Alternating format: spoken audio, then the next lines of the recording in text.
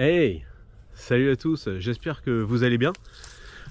Aujourd'hui j'ai la chance d'être reçu dans un endroit et par une personne plutôt bien connue en Normandie, donc c'est un vrai plaisir.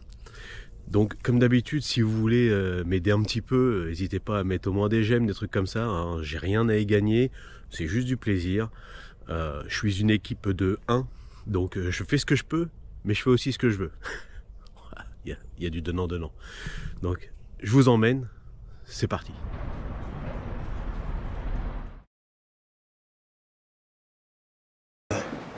Bonjour Alain, Salut, ça fait plaisir. de même. Sympa. C'est un peu impressionnant quand même en tant que motard normand. Quoi? Face à toi. Ah bon? Bah, en Normandie, enfin moi depuis que je suis enfant, motard, connu de partout quoi. Alors, je te laisse te présenter et nous dire également depuis combien de temps tu es dans la moto ou bah, tu fais de la moto du coup. Alors, je suis Alain Cottard, je suis né en 1954. Depuis quand je suis intéressé par la moto, j'avais 14 ans. Je veux dire, je suis fils de... Mes parents étaient des petits cultivateurs, pas du tout branchés moto, et dans la famille, personne ne faisait de moto, hein, première chose. Et puis, à 14 ans, la toute première chose, c'était dans un bouquin, Salut les copains, où il y avait des chanteurs de l'époque qui étaient photographiés sur des motos. C'était ma première accroche, et j'avais découpé la photo, je l'avais collée au-dessus de mon lit. Ça a commencé comme ça. Et ça, t'avais 14 ans, c'est ça? Là, à 14 ans, ouais. Voire même un petit peu avant, parce qu'à 14 ans, j'ai pu acheter, enfin, mes parents m'ont acheté un cyclo qui était j'ai voulu un CB50 Honda, qui ressemblait vraiment à une moto, donc à l'époque, chez Honda Urvoas, en 69. Et en 69, dans la vitrine de Urvoas, il y avait l'arrivée de la révélation de l'époque, la 750 Honda, la 4 pattes. Donc ça remet un deuxième coup là. Et puis j'ai passé le permis en 71 parce qu'à l'époque on pouvait le passer à 16 ans. Hein. Le permis gros cube. Ah mais il n'y avait qu'un permis, il n'y avait même pas de permis 125. D'accord, ok. De mémoire il me semble. Donc à 16 ans j'ai acheté une 250 Kawasaki chez Urvoas, qui était multimarque à l'époque. De 50 Kawasaki Samurai, et puis donc j'étais au bahut, hein, et puis il y avait plus que la moto qui comptait pour moi, et j'ai même plaqué les études, enfin, le lycée, l'année du bac. Bon, en plus j'apprenais plutôt pas mal, enfin moins bien les dernières années, parce que j'étais plongé tout le temps dans la moto, et pour bosser en usine, du côté de Montville, en équipe de nuit, manutentionnaire pour me payer ma 750 Honda.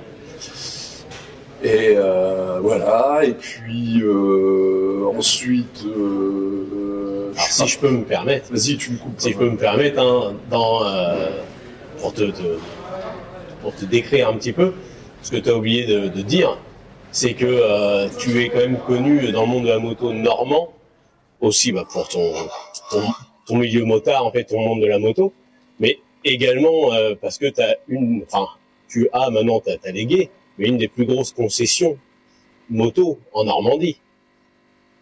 Ouais. Alors justement, c'est la compétition moto qui aura provoqué la création du magasin.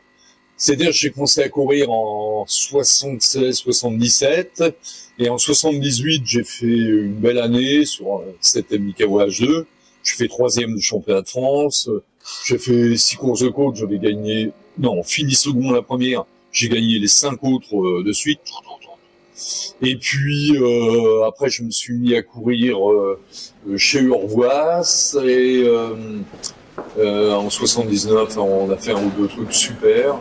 Et puis en 80, M. Urvoas me dit tu fais les promosports sur un 900 d'or avec il y avait Dominique Saron, Jevert, Battistini, etc. Et là, et c'est un peu moi ça, sur les 9 courses de l'année, en fait j'ai abandonné 4 fois. Bon, il y en a 2, j'y suis pour rien, ça a été des pannes. Et puis 2 sur chute. Moi j'ai toujours beaucoup chuté. En fait. Il y en a quelques-uns actuels comme ça. Et donc j'ai fait 3e du championnat de France. À la suite de quoi, Honda France a pris les 2 premiers, Dominique Saron et Jean-Claude Jobert, comme pilote officiel en championnat du monde d'endurance. Et moi, rien, j'étais 3e. Donc fin 80, je décide de plaquer mon boulot. J'étais devenu électricien donc chez Vidéon, l'usine où j'étais. Ouais, je l'avais noté. Ah ouais. Ouais. Pour refaire ce championnat en 81 et dans les meilleures conditions, et comme de fait, après les 3 premières épreuves, j'étais en tête du championnat de France.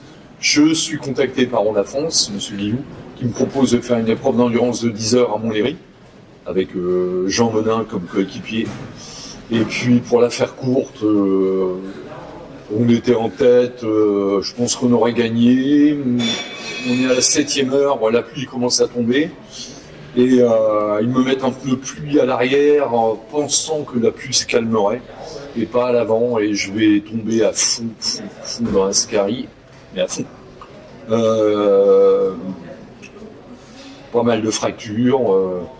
Le championnat où j'étais en tête terminé. Mes rêves de passer, parce que j'avais vraiment un grand niveau.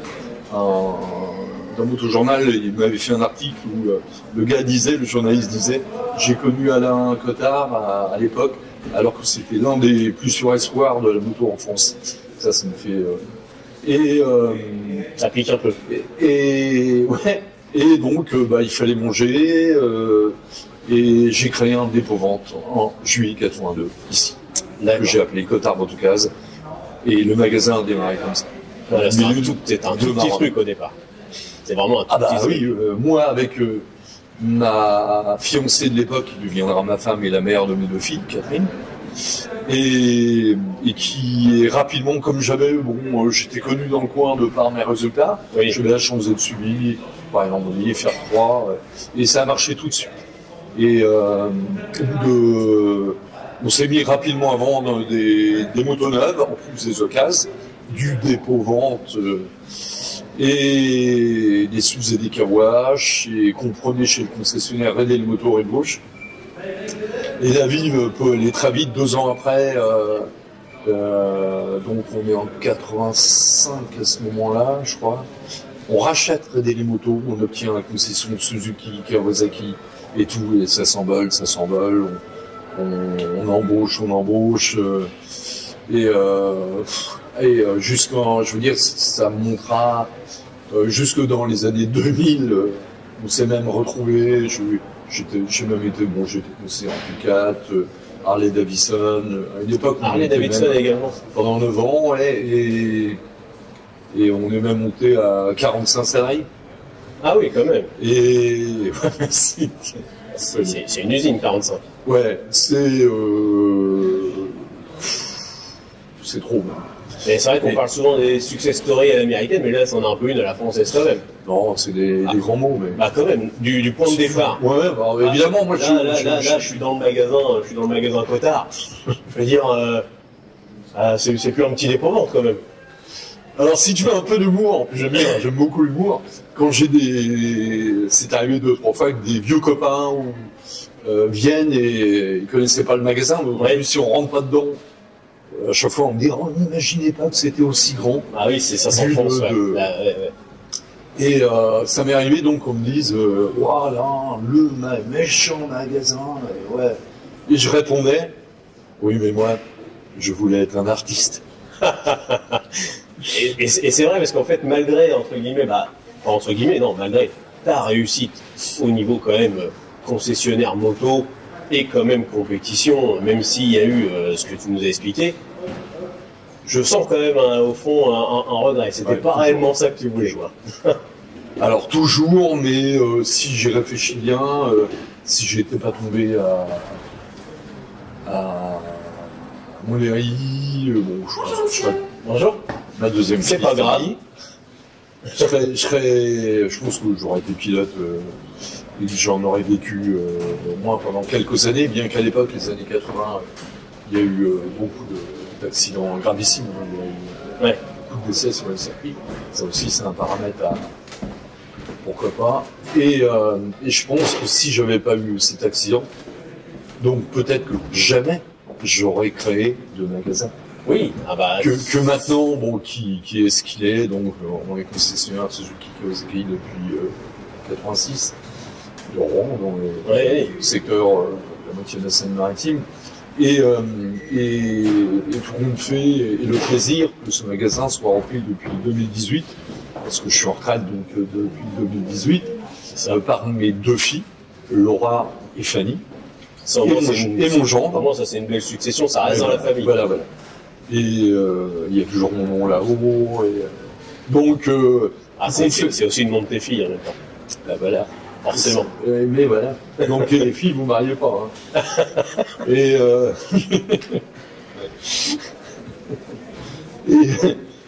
bon, puis du coup, bon, moi je suis toujours dans mes murs, chez moi quelque part. Oui. J'habite Beauguillaume, donc en 10 minutes je suis là. Justement, j'avais une question un peu plus tard, mais je vais la poser tout de suite parce que ça va avec.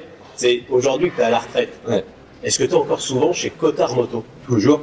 Voilà. J'y passe quasiment tous les jours.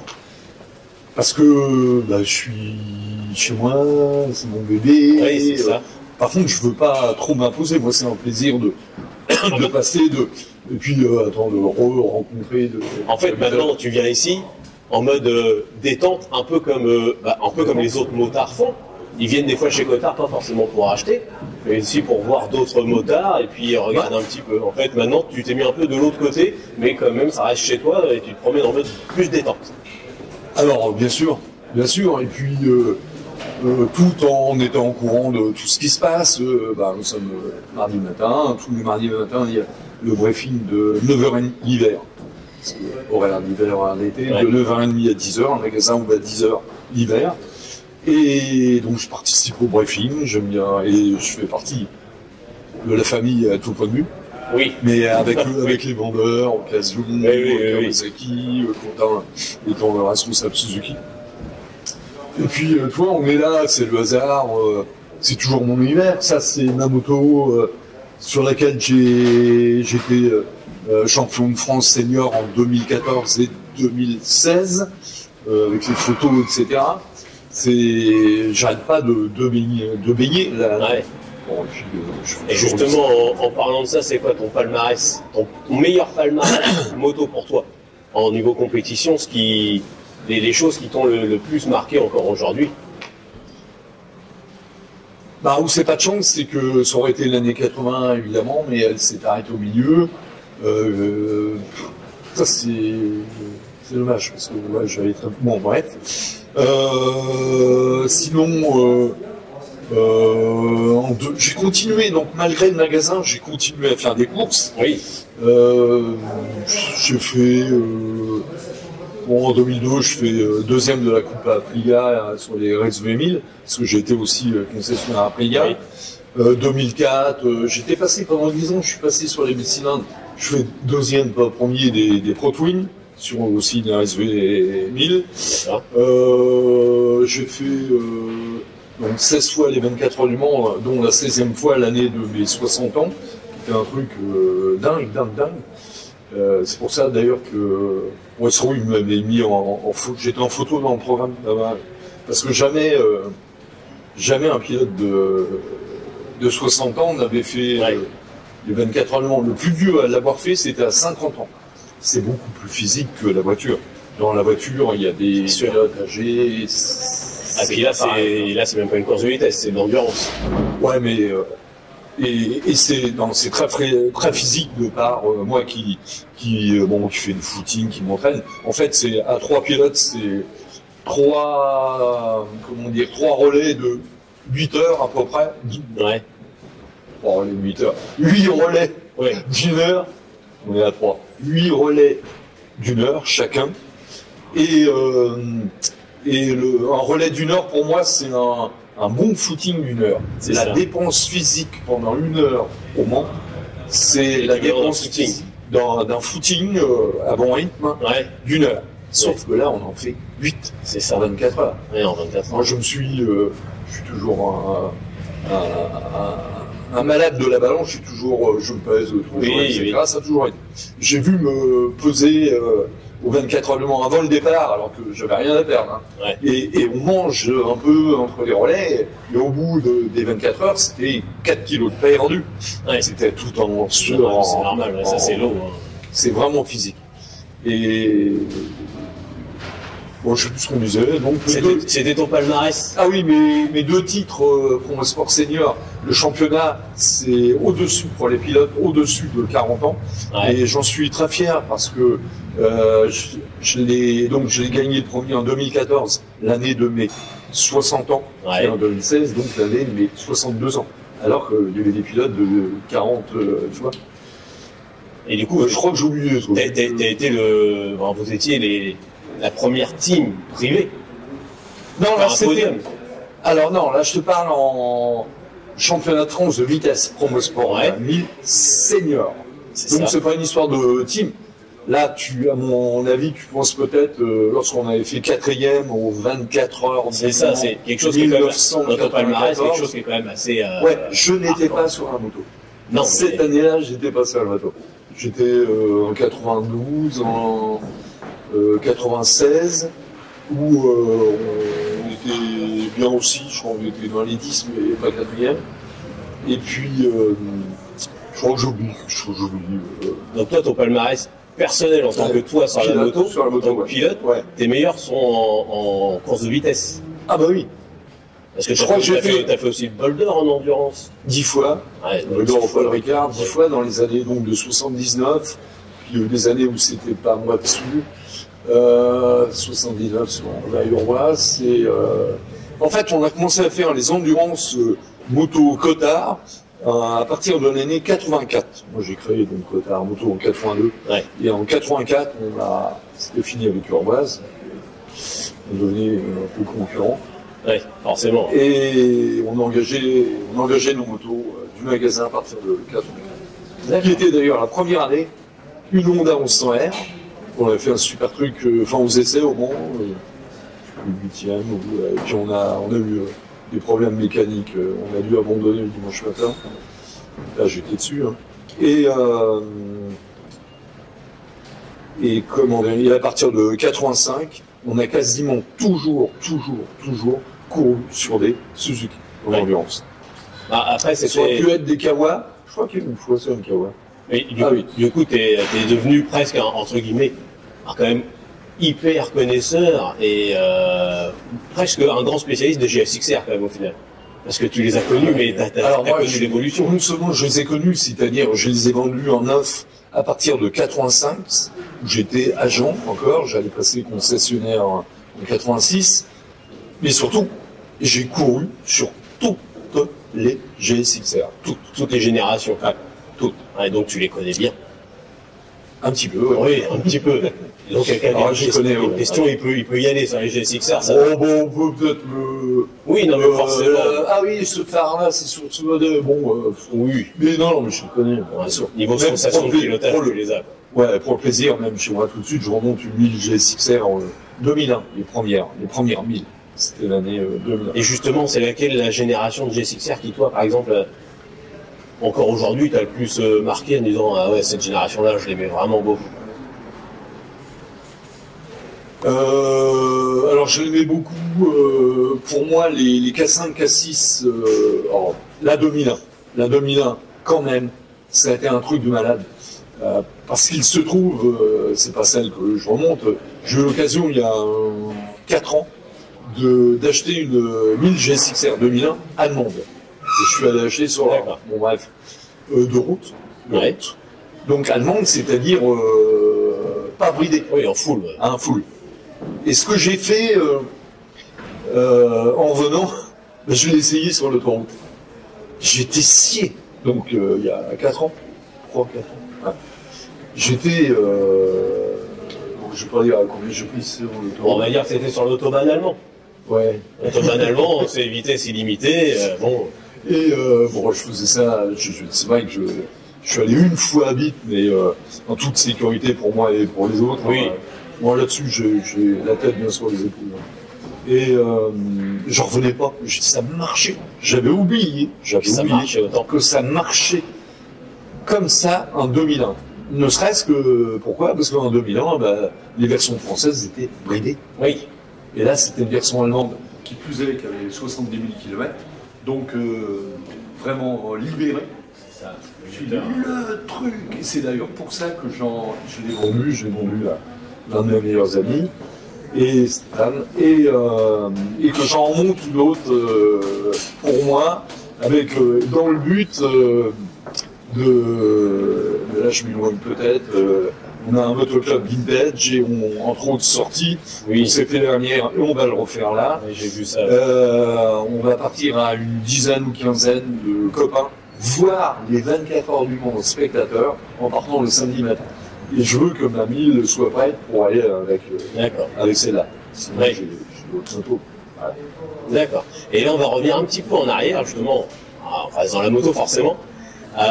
Quelle est la première moto qui t'a donné l'envie, réellement, même avant que tu aies peut-être ton permis ou autre, une moto qui t'a dit, alors, soit une moto que tu as eu envie d'avoir ou que t'a donné envie d'aller vers la moto, ou soit une moto, la première que tu avais envie de posséder, ou...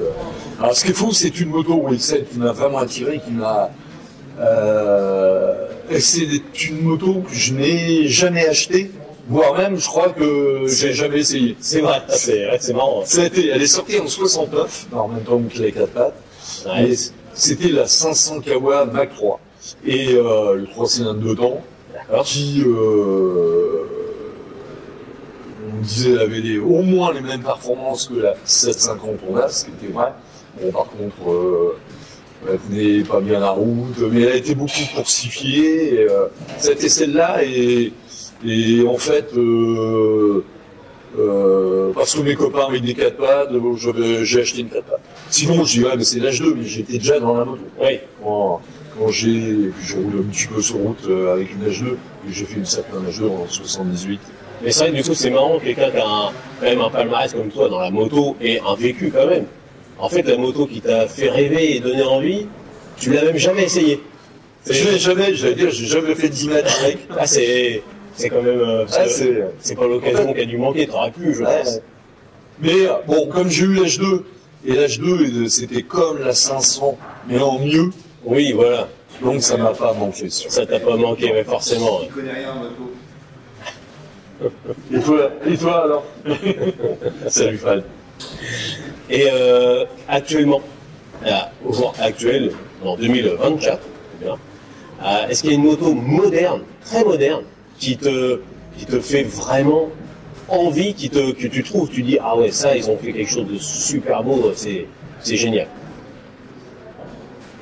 Alors, je sais pas si je peux... En plus, tout de suite, je vois pas de quelle moto je vais parler. Mais je peux pas être vraiment...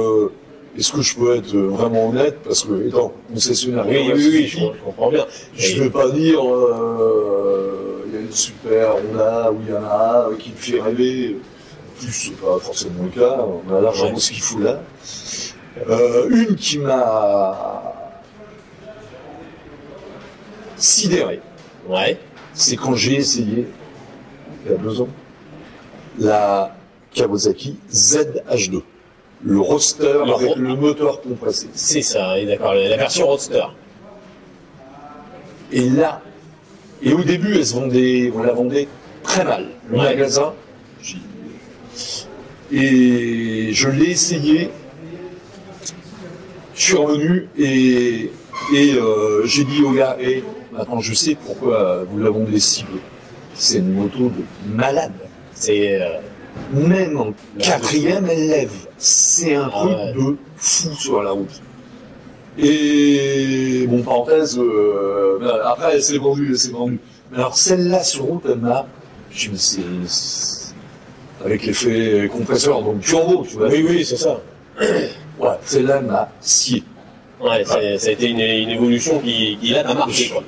Je t'ai dit, waouh. Alors, c'est dingue, c'est qu'on a été pendant une trentaine d'années, la loi française brûlait à sang chaud. Ouais. Et ça a été enfin la fin des sang chauds. Et des motos comme ça sont sorties, mais c'est un truc.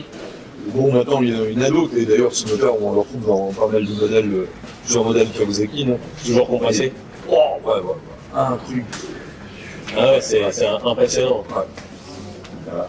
Samedi, je viens hein, à la réunion du pas midi. Parce que le midi, il faut poser donc ça coûte après. Ok. Et j'ai un truc à la mairie à partir de 11h, donc je reste jusqu'à 11h30, après j'ai pris. Ça marche. Ok. Puis le soir. Allez. Ça, c'est le succès d'Alain, ça. Il est connu par tout le monde, forcément. Surtout dans son magasin. C'est un peu normal. Hein. Et du coup, dans le monde de la moto, parce que des rencontres, elle a dû en faire des centaines, voire des milliers. Ça doit être un peu... forcément. Est-ce qu'il y a une rencontre dans le milieu de la moto qui soit t'a marqué réellement ou a changé quelque part ta vie?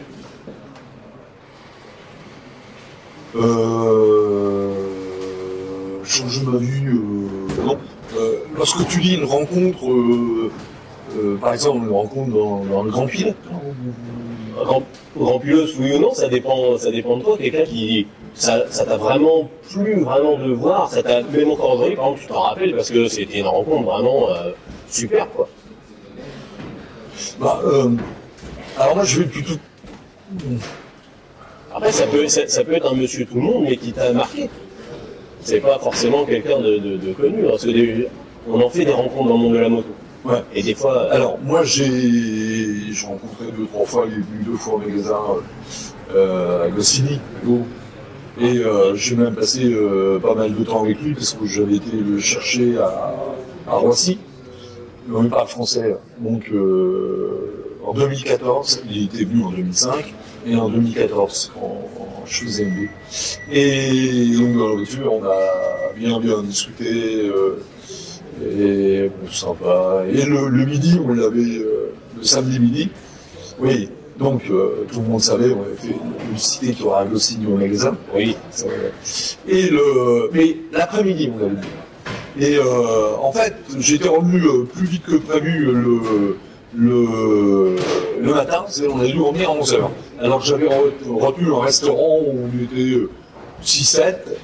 Lui et 5-6 autres, ouais. Et pour le midi. Et donc, je lui ai dit, écoute, je passe par le magasin, donc il connaissait, il était venu devant avant, et il fallait que je voie un truc avant d'aller au restaurant, et il se balade un peu, et une anecdote, il y a un gars qui vient me voir, il me dit, et alors, dans les occasions, il y a un gars, mais il ressemble à un gosse, c'est dingue. Ça doit toujours faire rire, ça, tu vois. Et puis non, on est allé manger au restaurant, et lui, il aime bien les bons vins, bon, ça commençait, on avait dit qu'on serait là à 14h, il prenait son temps. Bon, je sais plus si j'ai dit, bon, Giacomo, faut qu'on y aille, là. Puis on est arrivé, donc, en voiture, et il y avait des gens, du monde. Et ce qui m'a touché dingue, il est descendu, j'en ai même la chair de poule. Les clients, les motards, et tout le monde s'est mis à applaudir. Ah ouais. Ah, c'est fantastique. Ah ouais. Ah ouais. Bon, le respect pour c'est la légende. Hein. 15 titres de champion du monde. Et puis j'ai eu un bon contact avec il est moins connu, mais ceux qui Freddy Spencer. Moi connu, il est quand même connu, je connais aussi. Alors pareil, il est venu au magasin et du coup on l'avait avec notre autre motoclub, le Motosport 76. On lui avait demandé si il voudrait encadrer, venir avec nous sur le circuit de Croix-en-Terre. Et là pareil, j'avais récupéré à la gare de Rouen. Et il dit ouais ok, on s'était arrangé et je lui avais préparé donc une moto au circuit, c'était un 750 GSXR que j'avais mis, moi j'ai un camping-car pour me déplacer avec ma moto, une moto de course qui rentre dedans. Ouais. Et une combinaison à sa taille, le casque là, et donc camping-car, lui et moi jusqu'au circuit, alors lui il parlait pas un mot de français. Et en route, je parle un petit peu anglais, heureusement. Oui. Et en route, je lui ai appris une seule phrase de français, c'est « Je ne parle pas français ». Et... ouais, je la connais aussi en anglais, celle-ci. Et l'anecdote, sacrée anecdote, on arrive là-bas, On descend à la moto, tout le monde aussi, 150, tout le monde s'est inscrit pour participer à cette journée. Et la moto, très bien, la combinaison, tout fait venir en neuf, et avec les gens autour, et les guitares autour, et le casque neuf, le châle neuf, et là, il me dit, non, Désolé, non, enfin, il a dit en anglais, il dit non. Il t'a dit qu'il ne courait jamais avec un autre casque que le sien. le sien, Non. que la marque de casque, qu'est-ce qu'il dit? Devine quelle marque de casque les champions peuvent avoir? Arai. Il dit jamais avec autre chose qu'un Arai, parce qu'il dit, je sais que qu'un Arai m'a sauvé la vie. Ah oui. Et là, quelqu'un, et il se trouve que parmi les gars, il y en a un qui avait un vieux Arai, mais alors le vieux Arai. Comment dire, Freddy a roulé avec le vieil Arai il voulait pas rouler avec autre chose. D'accord. Anecdote aussi. Oui, mais c'est... Forcément, ça y a sauvé la vie, quelque part, c'est un peu un Ça en devient de la... comment dire... oui, une petite superstition. Voilà, une petite superstition, voilà. Effectivement. Et c'est vrai que parce que mon plein à nous, tu te dis, j'ai pas le bon casque, et Après, sur une moto, après, mentalement, s'il y a quelque chose qui nous trotte, c'est pas bon, hein, on le sait. Hein. c'est vrai. Des fois, il y en a, ils portent les mêmes paires de chaussettes. Hein. Et c'est tout bête, mais tout le monde a son petit truc, des fois. T'en as un, toi, de petits trucs Non, je crois pas. Non. Je ne crois pas. Pas de superstition comme ça quand tu montes sur la moto? Non. Bon. Et d'ailleurs, je crois que j'y ai pensé. Je me suis dit, mais j'ai pas de superstition. Non. Ah, Malgré que je sais que c'est dangereux quand même. Bah, bien sûr. Moi, je me suis quand même fait mal. Ouais, t'as eu des gros accidents. J'étais, en 2019, on m'a ouvert le crâne, j'avais une double et on a découvert... C'était un accident quoi, sur circuit? Ah ouais, où j'avais volé, perdu connaissance pendant une demi-heure. Ah oui. Et hôpital, machin, ne trouve rien, et puis un mois après, j'ai des maux de tête en tout cas, des maux de tête, et il ne trouve rien. Je savais que j'avais pas de fracture, puis j'avais aucun souvenir de la chute, au bout de 3 semaines, je commençais à avoir des bizarres, à chercher mes mots. Bon bref, et puis au bout de 4 semaines, je sais plus écrire. On va le dire vite comme ça. Là, ma fille m'a emmené aux urgences en disant je suis tombé, papa est tombé fort il y a 4 semaines. Oui, il faut un IRM, je sais plus quoi, et à la sortie, il dit on prépare le doc, vous avez un double hématome dans le crâne, vous comprime le cerveau. Donc j'ai été... Ils ont ponctionné les hématomes. Ils m'ont percé, vidé, revidangé, machin, et puis maintenant, heureusement que j'ai des cheveux, parce que j'ai comme 2 trous. D'ailleurs, c'est fermé. Hein, mais... D'ailleurs, c'est vrai que toi, t'as toujours tes cheveux, il n'y a pas de problème. Hein. Donc oui, il y a des gens qui vieillissent mieux que d'autres. Hein. Non, c'est en famille. Mon père, cher papa qui est décédé à 90 ans, avait les cheveux poivre à sel. Ouais, pas plus, et avec tous ses cheveux. Les gens de la campagne. Ouais, c'est ça. C'est bonne alimentation. Voilà. Et du coup, à part les cicatrices, t'as pas de séquelles? Et quel genre de séquelles? Je sais pas, t'aurais pu avoir encore de temps en temps des mal de tête, quelque chose qui corresponde à cet accident. J'ai encore de temps en temps, ça m'arrive des étourdissements. Ouais. Si je me lève trop vite, si je sais plus quoi, ça m'arrive de waouh. Et bon, pourtant ça fait 4 ans. Et mais ça se limite à ça, rien d'autre. Je trouve que je reste toujours en circuit, j'ai aucune gêne. Alors après, moi j'ai pas eu d'accident et je suis plus jeune, mais quand je me lève, les étourdissements, je les ai souvent. Ah bon? Non, c'était suite à ça. J'ai eu d'autres traumas, dont un, c'était une dizaine d'années, Nogaro, pareil, perdu connaissance. Je me réveille dans l'ambulance qui m'emmenait à Mont-de-Marsan. Je me rappelle en train de vomir du sang. Et là, pendant longtemps, là, j'ai eu des vertiges, des étourdissements. On a quand même eu des bons accidents, quoi. En même temps, avec une telle carrière. Tellement long, si tu veux. Oui, voilà, enfin. Bah, en fait, je dis, bon, c'est pas pour, c'est la, bon, j'ai plus d'une centaine de coupes, mais j'ai aussi plus d'une centaine de chutes en circuit.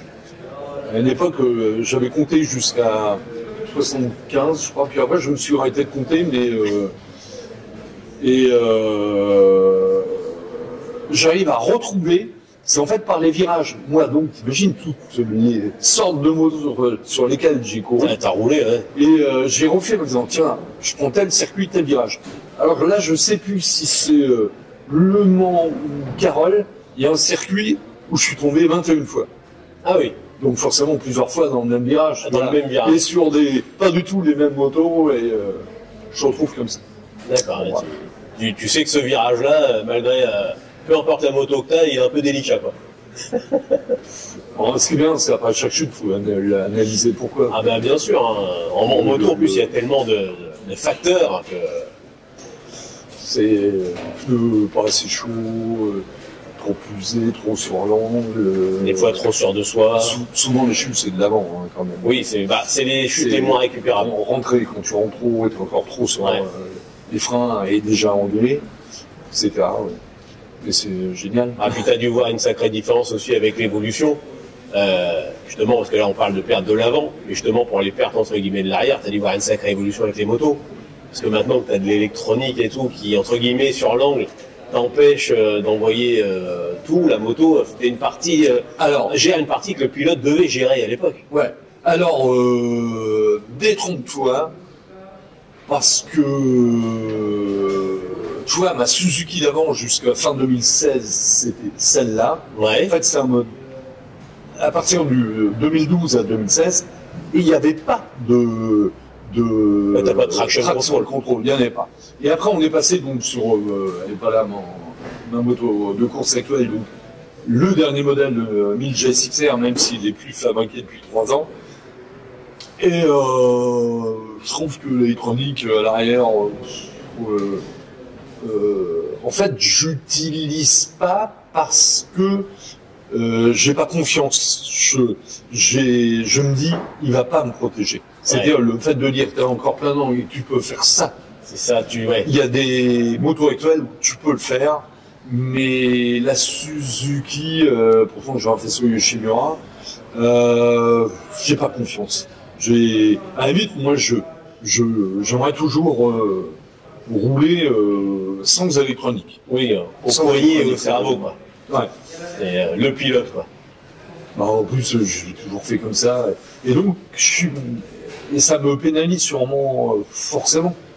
J'aurais, donc, là, bon, il y a sûrement, nous, on espère, le nouveau modèle de 1000 GSXR qui va enfin arriver, on espère, pour 2025. Ah, t'as des informations dessus? Non, pas plus que ça, mais on espère vraiment. Ah. Donc, il y aura vraiment là une électronique top où on pourra faire ça. C'est ça. C'est ça, comme en MotoGP ou en Superbike. Ouais. Mais les mecs, ils font ça à fond. Et c'est la moto. D'ailleurs, on le voit, hein, quand l'électronique a un petit souci, souvent il y a des c'est pour ça que les chutes, là, ils sont que de l'avant. L'arrière, il est tellement encadré que... Ouais, c'est ça, il est bien protégé. Et sinon, actuellement, tu roules avec quoi? T'as quoi en moto actuelle? Moto de route? Oui, de route. Parce que circuit, c'est la GSXR. Ouais, 1000. Alors, à ce sujet-là, on va en parler après, on y reviendra. Moto de route, j'ai je roule évidemment sur mes marques, et avant tout sur Suzuki, parce que ça a toujours été une habitude. Ouais. Il y avait une raison en 87, une petite raison au départ, mais puis après ça a été par habitude, fidélité, je pourrais rouler sur les Kawa. Et donc j'ai une Suzuki 1000 Katana, le modèle qui est sorti. La nouvelle. Ouais, en 2019, que j'adore, parce que j'adore la gueule. Le moteur, c'est un ancien moteur 1000 GSX-R. La partie qui est, comment dire, c'est pouce crime, quoi, parce que c'est très sportive, de super fin. Et puis elle a un physique bien tranché. Hein. Ah, je trouve avec l'avant, le cul, l'arrière qui est en l'air. Un peu taillé à la serre. J'adore. Et voilà, je roule avec. J'ai aussi pour aller dans Rouen ou des courses, parce que j'ai un scooter 400 Burman. D'accord. Parce que tu peux mettre 2 casques sous la selle. Il y a le côté pratique du coffre. Ou des courses, tu vois. Oui, oui. Donc c'est vachement pratique. Ouais. Donc je vais rouler aussi un peu sur mon G6R 2001 quand il sera prêt. Et puis, c'était quoi ta question? Ah oui, qu'est-ce que j'avais pas d'autre? Avec quoi tu roulais actuellement, donc avec la Katana, le Bergman, la 2001 qui est en cours de réfaction. Ouais. Et du coup, je sais pas, tu me disais que tu voulais revenir dessus. Oui, un truc, on parle de cours, c'est... Bon, moi, je prends donc 70 ans cette année. Hein, beaucoup de gens aimeraient avoir 70 ans comme ça, je pense quand même. Ouais, parce que moi, je me sens en super forme. Oui, en même temps, tu t'entretiens même. Voilà, c'est pas... Et ça a toujours été une habitude. Oui, voilà, c'est l'habitude. Bon, je referai plus, ça m'avait... pas déconner. Je referai plus les 24 heures du Mans. Et par contre, comment dire, tu sais que là-haut dans le magasin, il y a la moto en expo, là depuis 30 ans, avec laquelle on avait fait notre meilleur résultat au Mans. En 94, on avait fait 4e au scratch, derrière la Kawa d'usine, la Honda d'usine, et dans le même tour que la Suzuki d'usine. Qui était ralenti par des problèmes de choc, faut le dire, mais dans le même tour, il s'en est fallu d'un quart de poil. Bref, c'est notre meilleur premier privé. Hein. Elle est là-haut, prend l'expo depuis 28 ans, et ça sera les 30 ans. Pareil, 94-2024. Et là, on a eu une idée avec Quentin Lévrier, mon gendre, donc le responsable du magasin Suzuki, qui est un super pilote. On va se faire en septembre tous les deux le Bol d'Or classique de cette année. Dans 9 mois. Okay. Avec, j'allais dire cette moto-là. Ça sera la même. Ça sera pas exactement la même. Parce que c'est une 94 et le règlement du Bol d'Or classique homologue jusqu'à fin 92 et il y a une petite différence. C'est le même moteur. C'est les premiers moteurs liquides, les watercool. On sent. Hein? Et on sent? Non, 750. Et il y a toujours eu un décalage. Les 1100 liquides sont sortis en 93. Et les 1100 sortaient toujours un an après. Et donc on va se faire le Bol d'Or classique tous les 2 au Ricard en septembre. Et donc, alors ce qui est aussi, on refait une équipe là. Celui à l'époque qui avait préparé complètement la moto, c'était notre André Capron qui après aura été pendant des années chef d'atelier ici, chez Cotard Moto. Et puis il habite dans le coin et c'est lui à nouveau qui va la préparer complètement pour ce Bol d'Or classique au mois de septembre. C'est une vraie course classique. Ouais, alors, c'est les Bol d'Or classiques, en fait, c'est 2 fois 2 heures. À 2 pilotes, 2 fois 2 heures. Donc, évidemment, c'est un prélude du... Et, mais c'est un truc qui me branche complètement. En plus de la vitesse que je continue sur ma 1000 GSX-R pendant la saison, quoi. C'est un truc vraiment qui me... Je suis heureux de faire ça avec à nouveau mon gendre. En plus, c'est un bon partage. Je pense qu'on fera une fête, c'est prévu d'ailleurs, le 7. Il y a un samedi 7 septembre pour plusieurs raisons. La première, c'est des filles qui m'ont dit papa, on va faire tes 70 ans au magasin. Donc ce samedi-là, je les aurai. Oui les gars, retenez la date. Et comment dire que j'aurais pris, je suis du 4 septembre. Donc c'est marrant, c'est un 1, c'est 9. Bon bref, le samedi 7. Mais mon anniversaire, 70 ans, et en même temps, on présentera cette moto toute nickel pour le Bol d'Or classique. Bol d'Or.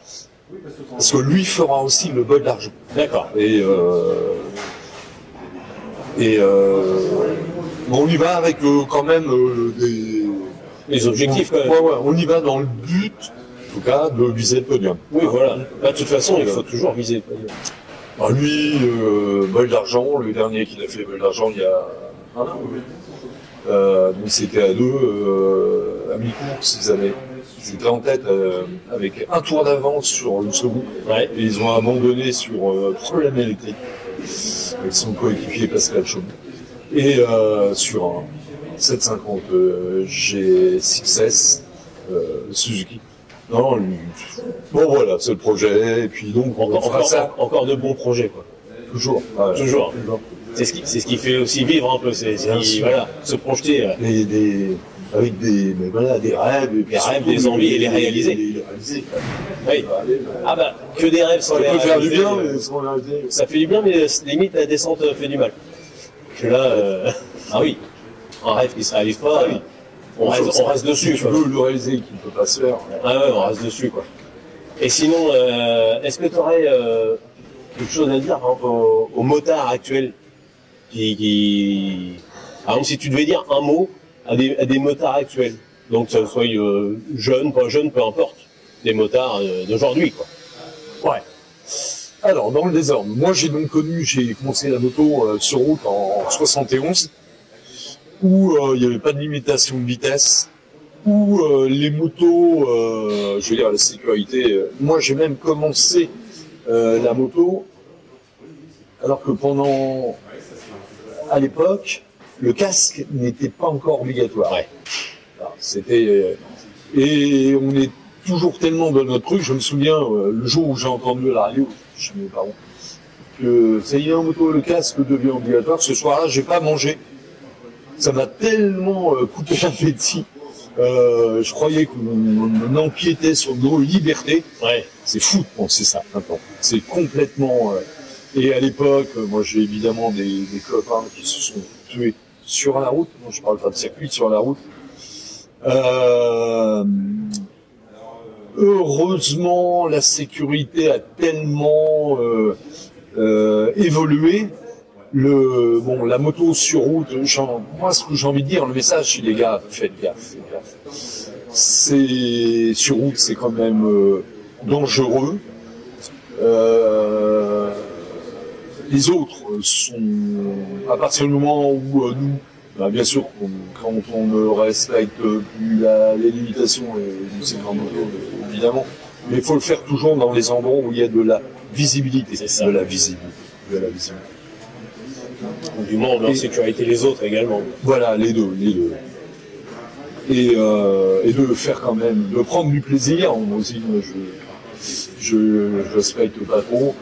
Mais en faisant vachement gaffe, en prévoyant le truc pas possible, la connerie que l'automobiliste va faire. En essayant d'imaginer J'ai vécu parce que il y a le portable, parce qu'il y a le tour à Lyon qui discute. Moi, on m'a grillé, on est reparti dans stop, c'est il y a un an devant moi, où je suis pas tombé. Donc d'être quand même vraiment vigilant, d'avoir aussi des bons équipements, mais il y a encore beaucoup de plaisir à prendre sur la route, je pense, vraiment. Ouais. Et qu'est-ce que c'est mon cas de moto? Alors là, je peux pas te contredire, je suis totalement d'accord, forcément.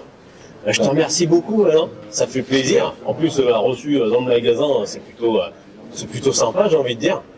Et ça va, en plus, on a été coupé que 2 fois. Moi, je pensais que ça allait être tout le long, en fait. On est le matin, c'est pour ça, tout le matin, c'est bien. Il gèle, ouais, c'est bien. Alors, je te remercie beaucoup, Alain. Sympa. Et puis, au plaisir. Avec grand plaisir. Bonne continuation. Au revoir les passionnés.